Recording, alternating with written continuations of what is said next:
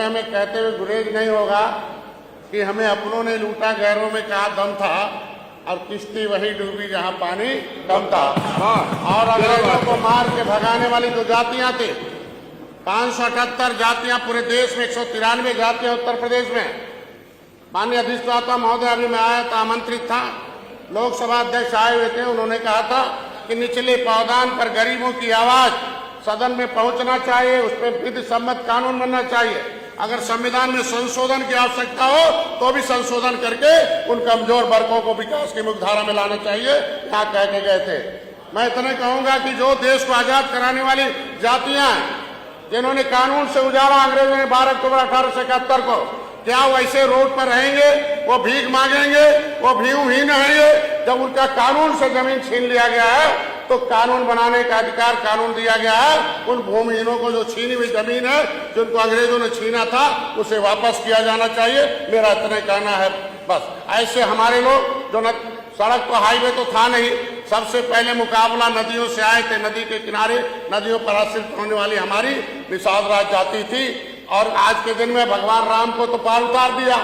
विपक्ष के भी कई बार सरकारें रही, उन्होंने भी उनको भी पार कर दिया, चाहे कांग्रेस रही, सपा बसपा रही है, लेकिन मझधार में खुद निषाद डूबे हुए हैं। तो मैं तो चाहता हूं कि भगवान राम के हाथ बाल सखा निषाद राज के वंशज के रूप में, कि कभी त्रेता में भगवान राम ने अगर निषाद राज को गले लगाया था तो एक निषाद राज के वंशज के बेटे को भारतीय जनता पार्टी ने गले लगाया है। मैं उन्हें धन्यवाद देता हूँ।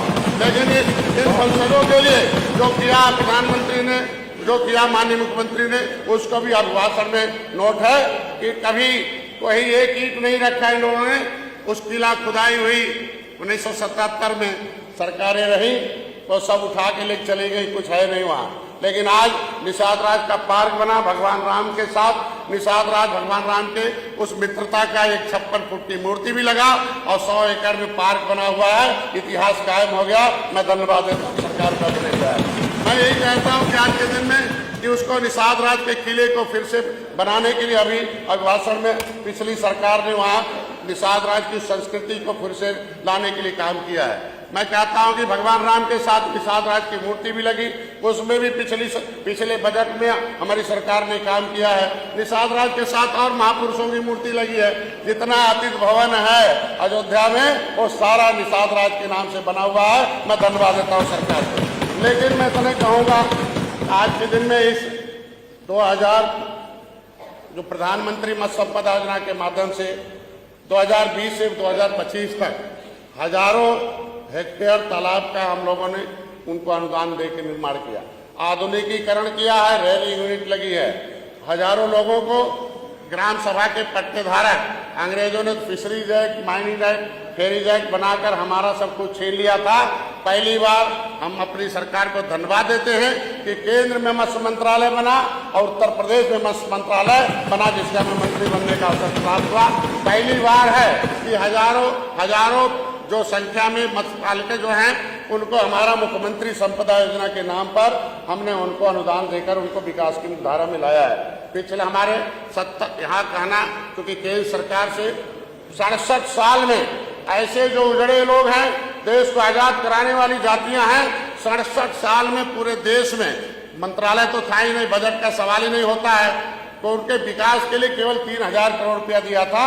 लेकिन मैं प्रधानमंत्री को भी यहाँ से धन्यवाद दूंगा कि आज जब से हम आए हैं तब से 41,500 करोड़ वो और 2,782 करोड़ फिर देकर इस पूरे देश के मछुआरों के हितों की रक्षा किया है। उसमें फ्री में गए। मैं 2013 में आया था, 2012-13 में इन लोगों की सरकारें थी, मैं इसी सचिवालय में आया था। उस समय हमारे लोगों को, जो अंग्रेजों से उजड़े लोग थे, 31 दिसंबर 1952 को ये काला कानून हटा था। देश तो 1947 में आजाद हो गया, 26 जनवरी 1950 को संविधान भी लागू हो गया, लेकिन 193 जातियां उत्तर प्रदेश की उस काला कानून से आच्छादित थे। वो बेचारे कुछ नहीं पाए 5 साल। 31 अगस्त 1952 को पार्लियामेंट में उन्हें डीनोटिफाइड किया गया, अंग्रेजों का काला कानून हटाया गया। उन्हें उत्तर प्रदेश सरकार में शिक्षा में केंद्र सरकार से लिख के आया था कि इनको अनुसूचित जनजाति की सुविधा शिक्षा में दी जाए, लेकिन एक बदमाश अधिकारी के राय था। इनके समय मैंने कहा भी था कि वो बदमाश अधिकारी ने उस कानून को हटा दिया, कह दिया जो जातियां जिसमें आरक्षित है उसमें चला गया, तो शिक्षा भी छीन लिया और शिक्षा छीन के खत्म कर दिया। इनकी सरकार ने जो अनुसूचित जनजाति की सुविधा पाते थे उनको भी उनको पिछड़ी में डाल दिया।